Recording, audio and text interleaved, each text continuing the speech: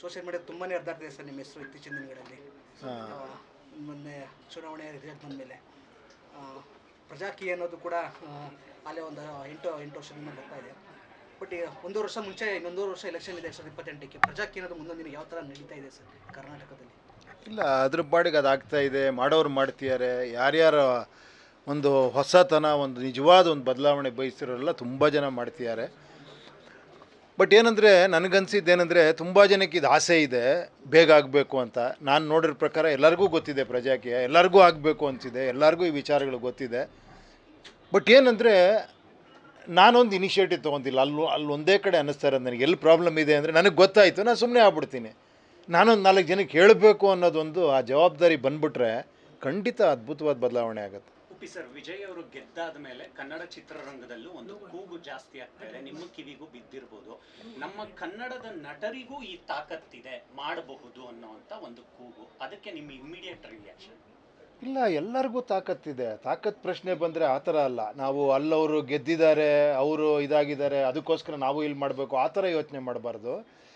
ಖಂಡಿತ ಆ ಥರ ಎಷ್ಟೋ ಜನ ಕಲಾವಿದರುಗಳು ಏನೋ ರಾಜಕೀಯ ರಂಗದಲ್ಲಿ ಬಂದು ಸಕ್ಸಸ್ಫುಲ್ಲು ಆಗಿದ್ದಾರೆ. ರಾಜಕೀಯ ರಂಗದಲ್ಲಿ ಅವ್ರದ್ದು ಕೊಡುಗೆಗಳಿದ್ದಾವೆ. ಆ ಥರ ಇಲ್ಲ, ಆ ಥರ ಅಂತಲೇ ಹೇಳೋಕ್ಕಾಗಲ್ಲ. ಬಟ್ ಅದೇ ಹೇಳಿದ್ದು, ಏನು ಹೇಳಿ, ಆ ಥರಕ್ಕೆ ಪ್ರಶ್ನೆಗೆ ಇಷ್ಟು ಹೇಳ್ಬೋದು. ಬಂದಿದ್ದಾರೆ, ಮುಂದೇನೂ ಬರ್ಬೋದು, ಗೊತ್ತಿಲ್ಲ. ಸರ್, ಟಿವಿಕೆ ಅಫಿಷಿಯಲಿ ಅನೌನ್ಸ್ಮೆಂಟ್ ಆಗಿ ಅವರು ಶುರು ಮಾಡಿದ್ದು 2 ವರ್ಷ ಆಯಿತು. ಈ 2 ವರ್ಷದಲ್ಲಿ ನೀವೊಬ್ಬ ನಾಗರಿಕರಾಗೆ ಹೇಳಿ ಏನೇನು ವರ್ಕ್ ಆಗಿರ್ಬೋದು ಅಂತ? ಅಂದರೆ ಈಗ ರಿಸಲ್ಟ್ ಅಲ್ಲಿ ಯಾವ ರೀತಿ ವರ್ಕ್ ಆಯಿತು ಅದು ಅಂತ, ಟಿವಿಕೆ ಐಡಿಯಾಲಜಿ? ಅಲ್ಲ, ಅದು ಗೊತ್ತಿಲ್ಲ. ನಾನು ತಮಿಳ್ನಾಡಲ್ಲಿಲ್ಲ, ನನಗೆ ಅವ್ರು ಏನೇನು ಪ್ರಣಾಳಿಕೆ ಕೊಟ್ಟಿದ್ದಾರೆ ಗೊತ್ತಿಲ್ಲ. ಏನು ಹೇಳಿ, ಈಗ ಏನು ಸೀಟ್ ಬಂದಿದೆ, ಚೆನ್ನಾಗಾಗಿದೆ, ಅವರು ಇದಾಗಿದ್ದಾರೆ ಅನ್ನೋಷ್ಟು ಗೊತ್ತು ನನಗಷ್ಟೇ. ಸರ್, ನೇಪಾಳದಲ್ಲಿ ಕ್ರಾಂತಿ ಉಂಟಾಯಿತು ಜಂಜಿಯರ್ದು, ಈಗ ತಮಿಳ್ನಾಡಲ್ಲಿ ಆಗ್ತಾ ಇದೆ. ಈಗ ನೆಕ್ಸ್ಟ್ ಕರ್ನಾಟಕ ಖಂಡಿತ ಆಲ್ ಓವರ್ ಇಂಡಿಯಾ ಆಗುತ್ತಿದ್ದು. ಆಲ್ ಓವರ್ ಇಂಡಿಯಾ ಆಗುತ್ತೆ. ಜನ ಬಯಸ್ತಿದ್ದಾರೆ ಒಂದು ಬದಲಾವಣೆನ. ಆ ಬದಲಾವಣೆ ಸಂಪೂರ್ಣವಾಗಿ ಬದಲಾವಣೆ ಆಗಲಿ ಅನ್ನೋದು ನನ್ನ ಆಸೆ ಅಷ್ಟೇ. ಅಂದರೆ ಆ ಬದಲಾವಣೆ ಜಸ್ಟ್ ಬರೀ ಪಾರ್ಟಿ ಚೇಂಜ್ ಆಗೋದ್ರಿಂದ ಒಂದು ಬದಲಾವಣೆ ಆಗುತ್ತೆ, ಅದಾಗಿದೆ, ತುಂಬ ಸತಿ ಆಗಿದೆ ಇದುವರೆಗೂ. ವ್ಯಕ್ತಿ ಚೇಂಜ್ ಆಗೋದ್ರಿಂದ ಒಂದು ಬದಲಾವಣೆ ಆಗುತ್ತೆ ಅಂತ ಬಯಸಿದ್ದಾರೆ, ಅದು ಆಗಿದೆ, ಈಗಲೂ ಆಗ್ತಾಯಿದೆ. ನಾನು ಹೇಳಿದ್ದು ವಿಚಾರಗಳಿಗೆ ಓಟ್ ಹಾಕೋವಂಥ ಒಂದು ಬಂದ್ಬಿಟ್ಟ ಅಂದರೆ ಅದು ನಿಜವಾದ ಅಲ್ಟಿಮೇಟ್ ಬದಲಾವಣೆ ಆಗುತ್ತೆ. ಅದು ಖಂಡಿತ ಅದನ್ನು ಬಯಸ್ತಾ ಇದ್ದೀನಿ ಅಷ್ಟೇ ನಾನು. ಸರ್, ದಾವಣಗೆರೆಗೆ ನಾನು ಒಂದು ಟೈಮು ಬೈಲೆಕ್ಷನ್ಗೆ ರೌಂಡ್ ರಿಪೋರ್ಟ್ಗೆ ಹೋಗಿದ್ದೆ. ಇಲ್ಲೊಂದು ಗ್ರಾಮಸ್ಥರು ಕೇಳಿದೆ, ಪ್ರಜಾಕೀಯ ಅದೇನಿದೆ, ಉಪೇಂದ್ರ ಸರ್ ಬರಲ್ಲ ನಮಗೆ, ಉಪೇಂದ್ರ ಸರ್ ನಮಗೆ ಗ್ರೌಂಡಿಗೆ ಬರಲ್ಲ. ಅದೇ ಇಲ್ಲ ಸರ್ ಪ್ರಜಾಕೀಯ ಇಲ್ಲ, ಹಾಗಲ್ಲ. ಇದು ಜನಗಳ ಪಕ್ಷ ಅಂದ್ರ ಮೇಲೆ ಪ್ರಜೆಗಳು ಮಾಡಬೇಕು ಅಂದಾಗ ಇಲ್ಲಿ ನಾನು ಅಂದ್ಕೊಂಡೆ ನಿಜವಾಗ್ಲೂ ಪ್ರಜೆಗಳೆಲ್ಲ ಇನ್ವಾಲ್ವ್ ಆಗ್ತಾರೆ ಅಂತ. ಖಂಡಿತ ಆಗೋರು ಆಗ್ತಿದ್ದಾರೆ. ಬಟ್ ಏನಂದರೆ ಹಳೆ ಮೈಂಡ್ ಸೆಟ್ ಇದೆಯಲ್ಲ, ಉಪೇಂದ್ರ ಅವ್ರು ಹೇಳ್ಬಿಟ್ಟು ಅವ್ರು ಮಾಡ್ಬೇಕ್ರಿ, ಅವರೇ ಮಾಡಿದೆ ಇನ್ನೂ ಬೇರೆಯವ್ರಿಗೆ ಹೇಳ್ತಾರೆ ಅವರು ಅಂತ. ನಾನು ಹಂಗೆ ಹೇಳ್ತಿಲ್ಲ ನಾನು ಯಾರಿಗೂ. ಅವ್ರು ಯಾರೋ ಒಬ್ರು ಚೆನ್ನಾಗಿ ವೀಡಿಯೋ ಮಾಡಿದರು. ಅಲ್ಲ ರೀ, ಅವ್ರು ಹೇಳ್ತಿರೋದು ಅರ್ಥ ಆಗ್ತಿಲ್ಲ ನಿಮಗೆ. ಅವ್ರ ಕೆಲಸ ಅವ್ರು ಮಾಡ್ತಾರೆ ರೀ, ನಮ್ಮ ಕೆಲಸ ನಾವು ಮಾಡಬೇಕಿಲ್ಲ ಯುವಕರು. ಓಕೆ, ಎಷ್ಟೋ ಟೈಮ್ ವೇಸ್ಟ್ ಮಾಡ್ತೀನೋ, ಎಷ್ಟೋ ಏನೇನೋಕ್ಕೋ ನಾವು ಟೈಮ್ ಮಾಡ್ತೀವಿ. ಒಂದು 2 ನಿಮಿಷ 1-2 ಲೈನ್ ಓದ್ಬಿಟ್ಟು ಇನ್ನೊಬ್ರಿಗೆ ಶೇರ್ ಮಾಡೋದಾಗಲಿ, ಅದ್ರ ಬಗ್ಗೆ ಒಂದು ವೀಡಿಯೋ ಮಾಡೋದಾಗಲಿ, ಅದ್ರ ಬಗ್ಗೆ 4 ಜನಕ್ಕೆ ಹೇಳೋದಾಗಲಿ, ಆ ಥರ ಆದರೆ ಅದ್ಭುತವಾದ ಬದಲಾವಣೆ ಆಗ್ಬಿಡುತ್ತೆ. ಸೊ ಇಲ್ಲಿ ಏನಾಗಿದೆ ಅಂದರೆ ನಮಗೆ ಅಭ್ಯಾಸ ಆಗ್ಬಿಟ್ಟಿದೆ. ಯಾರೋ ಒಬ್ಬ ಬಂದು ನಮ್ಮನ್ನು ಚೇಂಜ್ ಮಾಡಬೇಕು ಅನ್ನೋದು ಮೈಂಡ್ ಸೆಟ್ಟಲ್ಲಿ ಕೂತಿರೋದ್ರಿಂದ ನೆಕ್ಸ್ಟ್ ಇಲ್ಲಿ ಯಾರು ಬರ್ತಾರೆ ಚೇಂಜ್ ಮಾಡೋದಕ್ಕೆ ಅಂತ. ನಿಮಗೆ ಬರೀ ಆ ಪೋಸ್ಟ್ ಚೇಂಜ್ ಆಗಬೇಕು ಅಂದರೆ, ಅಥವಾ ಏನೋ ಒಂದು ಪಾರ್ಟಿ ಚೇಂಜ್ ಆಗಬೇಕು ಅಂದರೆ ಖಂಡಿತ ಅದಾಗ್ಬೋದು, ಇಲ್ಲೂ ಕೂಡ ಆಗ್ಬೋದು. ಬಟ್ ಅದ್ರ ನೆಕ್ಸ್ಟ್ ಆಗುವಂಥದ್ದು ಇದೆಯಲ್ಲ, ಅದನ್ನು ನಾನು ಹೇಳ್ತಾ ಇದ್ದೀನಿ ಅಷ್ಟೇ. ಅದು ಖಂಡಿತ ಆಗುತ್ತೆ. ಏನು ಹೇಳಿ, ಆ ಯುವಕರಲ್ಲಿ ಅದು ಬಂದುಬಿಟ್ರೆ ಒಂದು ಬದಲಾವಣೆ ಬೇಕು, ಈ ಥರ ಬದಲಾವಣೆ ಬೇಕು ಅಂತ ಬಂದಾಗ ಎಲ್ಲರೂ ಶುರು ಮಾಡ್ತಾರೆ ಇದನ್ನು. ಸರ್, ಇನ್ನು 1 ವರ್ಷ ಇದೆ, ಇಲ್ಲೂ ಕೂಡ ವಿಧಾನಸಭಾ 2028. ಪ್ರಜಾಕೀಯದಿಂದ ಜನ ಇನ್ನೂ ಏನು ಎಕ್ಸ್ಪೆಕ್ಟ್ ಮಾಡ್ಬೋದು ಬೇಕಂದರೆ? ವಿಜಯರು ಅಷ್ಟು ಬೇಗ ಅಲೆ ಸೃಷ್ಟಿ ಮಾಡೋದು, ನೀವು ಪ್ರಜಾಕೀಯದಲ್ಲಿ ಯಾವ ಥರ ಏನು ಮಾಡ್ತೀವಿ? ಯಾಕಂದರೆ ಅಲ್ಲ, ನಾನು ಒಂದೇ ಒಂದು ಹೇಳೋಕ್ಕೆ ಇಷ್ಟಪಡ್ತೀನಿ. ಪ್ರಜಾಕೀಯದಿಂದ ಎಕ್ಸ್ಪೆಕ್ಟ್ ಮಾಡ್ಬೋದು ಅಂತ ಬಿಡೋ ಅದು ಬದಲು ಪ್ರಜಾಕೀಯಕ್ಕೆ ನಾವು ಏನು ಮಾಡ್ಬೋದು ಅಂತ ಯೋಚನೆ ಮಾಡಿಬಿಟ್ರೆ, ನಾನು 4 ಜನಕ್ಕೆ ಕೇಳ್ತೀನಪ್ಪ, ಇಷ್ಟೇ ನಾನು ಕೇಳ್ತಾ ಇರೋದು. ಇವಾಗ ನೀವು ಇಲ್ಲಿಂದ ಹೋದ್ರ ಮೇಲೆ ಮರ್ತು ಬಿಡಬಾರ್ದು ಇದನ್ನು. ಉಪೇಂದ್ರ ಅವ್ರದ್ದು ಮಾತಾಡಿಬಿಡು, ಉಪೇಂದ್ರ ಅವ್ರು ಏನೋ ಮಾಡ್ತಾರೆ. ಖಂಡಿತ ನಾನು ಮಾಡೋ ಕೆಲಸ ನಾನು ಮಾಡ್ತೀನಿ. ನೋಡಿ, ಇಲ್ಲೆಲ್ಲ ವೀಡಿಯೋ ಎಲ್ಲ ಚಾನಲ್ ಹತ್ರ ಕೂತ್ಕೊಂಡು ಮಾತಾಡ್ತಿದ್ದೀನಿ, ನಾನೊಂದು ಆ್ಯಪ್ ಮಾಡ್ತಾಯಿದ್ದೀನಿ. ನಾಳೆ ನೀವು ಗ್ರೌಂಡ್ಗೆ ಇಳಿಬೇಕಾ, ಅದನ್ನೂ ಮಾಡ್ತೀನಿ. ಅದೆಲ್ಲ ಪ್ರಶ್ನೆ. ನಿಮಗೂ ಒಂದು ಜವಾಬ್ದಾರಿ ಇದೆ. ಸಣ್ಣದಾಗಿ ನೀವು ಕೂಡ ಇದನ್ನು 4 ಜನಕ್ಕೆ ಹೇಳಬೇಕು. ಯಾಕಂದರೆ ಇದು ವಿಚಾರ ಇರೋದ್ರಿಂದ ಬರೀ ಉಪೇಂದ್ರ ಅಂದ್ಬಿಟ್ರಾಗಲ್ಲ. ಅವಾಗ ಉಪೇಂದ್ರ ಇಲ್ಲಿ ಬರಲೇ ಇಲ್ಲ ರೀ ಅಂತಾರೆ.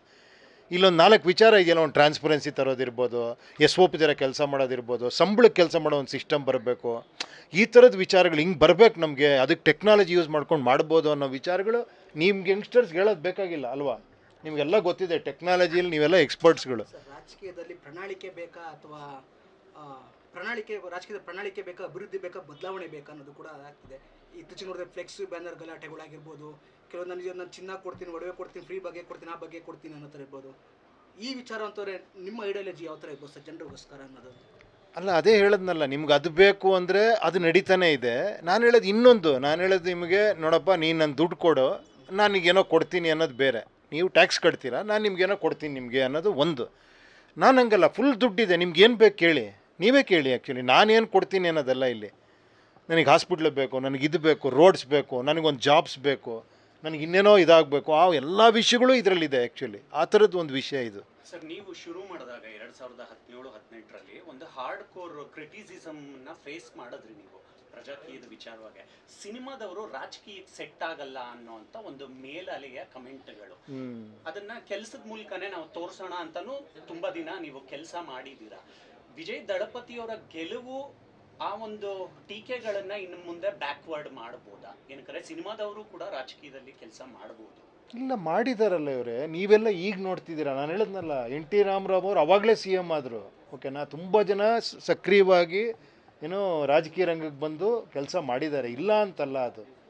ಇದು ತುಂಬ ಹೊಸದಲ್ಲ. ಇದು ನಿಮಗೆಲ್ಲ ಹೊಸದನ್ಸಿರ್ಬೋದು, ಖಂಡಿತ ಆಗಿದೆ ಆ ಥರ. ಎಲ್ಲರಿಗೂ ಅವಕಾಶ ಇದೆ. ನಾನು ಹೇಳಿದ್ದು ಬರೀ ಸಿನಿಮಾ ಸ್ಟಾರ್ಗಳು ಅಂತಲ್ಲ. ನನ್ನ ಆಸೆ ಏನು ಗೊತ್ತಾ, ನೀವು ಕೂತಿದ್ದೀರಲ್ಲ, ನೀವು ಬಂದು ನಿಂತ್ಕೊಂಡ್ರೂ ಕೂಡ ಜನ ಓಟ್ ಹಾಕಬೇಕು, ಆ ಥರ ಒಂದು ಪರಿಸ್ಥಿತಿ ಬರಬೇಕು ಅಂತ. ಉಪೇಂದ್ರನ ಜೊತೆ ನಿಂತ್ಕೊಂಡ್ರೆ ನಿಮ್ಗೆ ಓಟ್ ಹಾಕ್ಬಾರ್ದು ಜನ, ಅರ್ಥ ಆಯ್ತಾ? ನಿಮ್ಮ ವಿಚಾರಗಳಿಗೆ, ನಿಮ್ಮ ಇದಕ್ಕೆ ಓಟ್ ಹಾಕುವಂಥ ಪರಿಸ್ಥಿತಿ ಬರಬೇಕು. ಆ ಥರ ಒಂದು ಸಿಸ್ಟಮ್ ಬರಬೇಕು ಅಂತ ಆಸೆ ಅಷ್ಟೇ. ಸರ್, ಎಲ್ಲೋ ಒಂದು ಕಡೆ ಒಬ್ಬ ರಾಜಕಾರಣಿಯವರ ಪ್ರತಿಷ್ಠಿತ ವೇದಿಕೆ ಹಂಚ್ಕೊಂತೀರಾ ನೀವು. ನಾವು ಕೆಲವೊಂದು ವಿಚಾರ ಸೋಷಿಯಲ್ ಮೀಡಿಯಾ ನಮಗೋಸ್ಕರ ಆ ಕಮೆಂಟ್ಗಳು ನಮಗೂ ಸ್ವಲ್ಪ ಬೇಜಾರಾಗುತ್ತೆ. ಎಲ್ಲೋ ಉಪೇಂದ್ರ ಪ್ರಜಾಕೀಯ ಮರ್ಜಾ ಬಿಟ್ರೆ ರಾಜಕಾರಣಿ ಜೊತೆ ಅವ್ರನ್ನ ಹೊಗಳುತ್ತಾರೆ. ಅಲ್ಲ ನೋಡಿ, ಅದೇನು ನೀವು ಎಷ್ಟು ನನ್ನ ಪ್ರಜಾಕೀಯ ಅಂದರೆ ಉಪೇಂದ್ರ ಅನ್ಕೊಂಡ್ಬಿಟ್ಟಿದ್ದೀರಾ. ಉಪೇಂದ್ರಂದು ಪರ್ಸ್ನಲ್ ಜೀವನ ಇದೆ, ನನಗೆ ಫ್ರೆಂಡ್ಸ್ಗಳಿದ್ದಾರೆ, ನಾನು ಯಾರ ಜೊತೆ ಹೋಗಿ ಫೋಟೋ ತೆಗೆಸ್ಕೊತೀನಿ, ಯಾವುದೋ ಪ್ರೋಗ್ರಾಮ್ ಕರೆದ್ರೆ ಹೋಗಿ ಮಾತಾಡ್ತೀನಿ, ಯಾರ್ದೋ ಮನೆಗೆ ಊಟಕ್ಕೆ ಹೋಗ್ತೀನಿ. ಅದಕ್ಕೂ ಇದಕ್ಕೆ ಯಾಕೆ ಸಂಬಂಧ? ನಾನು ಹೇಳಿದ್ದು ಇದು ಬೇರೆ, ಅದು ಬೇರೆ ಅಲ್ವಾ?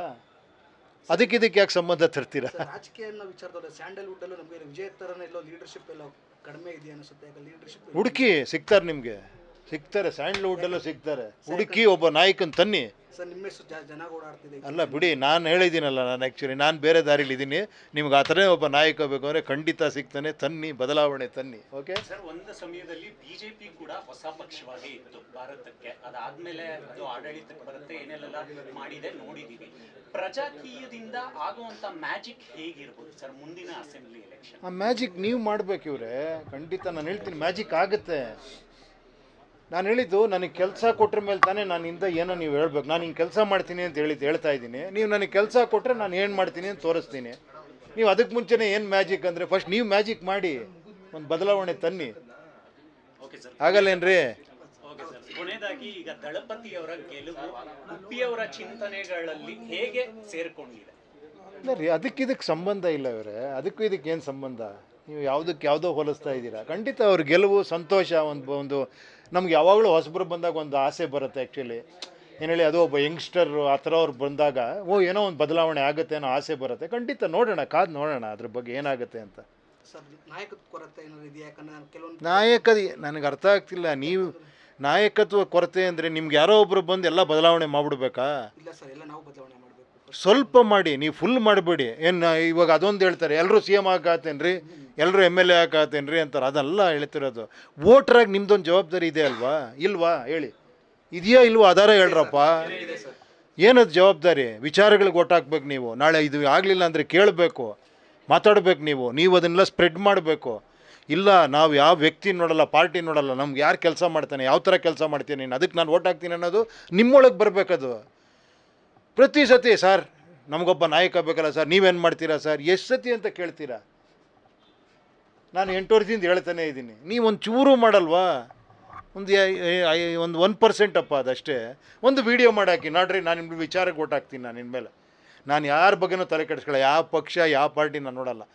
ನಾನು ನಾಳೆ ಯಾರು ಓಟ್ ಕೇಳಕ್ಕೆ ಬಂದರೆ ಕೇಳ್ತೀನಿ, ನೀನು ಹಿಂಗೆ ಮಾಡ್ತೀನಪ್ಪ ಕೆಲಸ, ಯಾವ ಥರ ಕೆಲಸ ಮಾಡ್ತೀಯ ನೀನು, ನನಗೆ ಈ ಥರ ವರದಿ ಒಪ್ಪಿಸ್ತೀಯಾ, ನಾಳೆ ಕೆಲಸ ಸರಿ ಮಾಡಿಲ್ಲ ರಿಸೈನ್ ಮಾಡು ಅಂತೀನಿ, ಮಾಡ್ತೀಯ ನೀನು ಅಂತ ಒಬ್ಬೊಬ್ಬ ವೋಟ್ರ್ ಕೇಳಬೇಕು. ನಾನೊಬ್ಬ ಕೇಳಿದ್ರೆ ಆಯ್ತದ? ಅದು ಅಂದರೆ ನಿನ್ನ ಜೊತೆ ಇವರು ಸೇರ್ಕೊತಾರೆ, ಅವರು ಸೇರ್ಕೊತಾರೆ, ಒಂದು ಶಕ್ತಿ ಹುಟ್ಟತ್ತವಾಗ. ಅದೇ ಜನ್ಸಿ, ಅದೇ ನಿಮ್ಮ ಯಂಗ್ಸ್ಟರ್ಸ್ಗಳದಲ್ವಾ?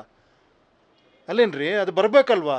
ನಾನು ಸೈಲೆಂಟಾಗಿದ್ಬಿಟ್ಟು ನಾನೇನು ಕೇಳೋದು, ನಾನೇನು ಕೇಳೋದು? ಹಂಗಂದರೆ ಒಬ್ಬ ಸ್ಟಾರ್ಟ್ ಮಾಡಬೇಕು. ಎಷ್ಟೋ ಜನ ಮಾಡ್ತಿಲ್ಲ ವೀಡಿಯೋಗಳು, ಮಾಡ್ತಾಯಿದ್ದಾರಲ್ವ? ಎಷ್ಟೋ ಜನ ಮಾಡ್ತಾರೆ, ಟ್ರೈ ಮಾಡ್ತಾರೆ, ಈ ಥರ ಮಾಡಬೇಕು, ಈ ಥರ ಮಾಡಬೇಕು ಅಂತ. ಆ ಥರ ಸರ್ ಪ್ರಜಾಕೀಯ ಒಂದು ವಿಚಾರದೊಳಗೆ ಎಷ್ಟು ಉಪೇಂದ್ರ ಸರ್ ಬರ್ತಾ ಇಲ್ಲ ಯಾಕಂದ್ರೆ ಗ್ರೌಂಡ್ ಈಗ ಬರ್ತಾ ಇದ್ದೀನಿ ರೀ, ಈಗ ಬರ್ತಾ ಇಲ್ಲ ಅನ್ನೋದು ಕೂಡ ಆ ಜನಗಳಿಗೆ ಏನು ಹೇಳ್ತಾರೆ? ಬರ್ತಾ ಇದ್ದೀನಿ, ನಾನು ಇದ್ದೀನಿ ಇಲ್ಲೇ, ನಾನು ಸಕ್ರಿಯವಾಗಿರ್ತೀನಿ. ನಾಳೆ ನೀವು ಎಲೆಕ್ಷನ್ ನಿಂತ್ಕೊಬೇಕು ಅಂತೀರಾ, ನಿಂತ್ಕೊತೀನಿ, ಓಕೆನಾ? ಈಗಲೇ ನಿಂತ್ಕೊತೀನಿ, ಓಕೆನಾ? ಅಲ್ಲ, ನಿಂತ್ಕೊತೀನಿ ಖಂಡಿತ. ಆ ಸಂದರ್ಭ ನನಗೂ ಅನ್ನಿಸ್ಬೇಕು. ಆ್ಯಕ್ಚುಲಿ ಏನು ಹೇಳಿ, ನನಗೂ ಒಂದು ಅನ್ನಿಸ್ಬೇಕಲ್ವಾ, ಇಲ್ಲಪ್ಪ ಒಂದು ಎಲ್ಲರದು ಒಂದು ಎನ್ಕರೇಜ್ಮೆಂಟ್ ಇದೆ ಈ ವಿಚಾರಕ್ಕೆ ಅಂದರೆ ನನಗೂ ಒಂದು ಆಸಕ್ತಿ ಬರುತ್ತೆ. ನಾನು ನಿಮಗೋಸ್ಕರ ಕೆಲಸ ಮಾಡೋಕ್ಕೆ ಬರ್ತೀನಿ, ನೀವು ನಮ್ಗೆ ಬೆನ್ನು ತಟ್ಟಬೇಕು ತಾನೆ.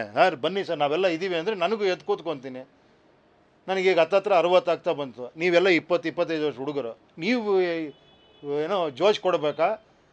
ಸರ್ ಬನ್ನಿ ಸರ್, ಎದ್ದೇಳಿ ಸರ್, ಮಾಡಿ ಸರ್ ಅಂತ ನಾನು ಮಾತ್ರ ಕೂತಿರ್ತೀನಿ ಸರ್, ಹೆಂಗದು? ಲೇಟೆಸ್ಟ್ ಹಾಗೂ ಇಂಟ್ರೆಸ್ಟಿಂಗ್ ಸುದ್ದಿಗಳಿಗಾಗಿ ಬಾಸ್ ಟಿವಿ ಕನ್ನಡ ಚಾನೆಲ್ನ ಸಬ್ಸ್ಕ್ರೈಬ್ ಮಾಡಿ.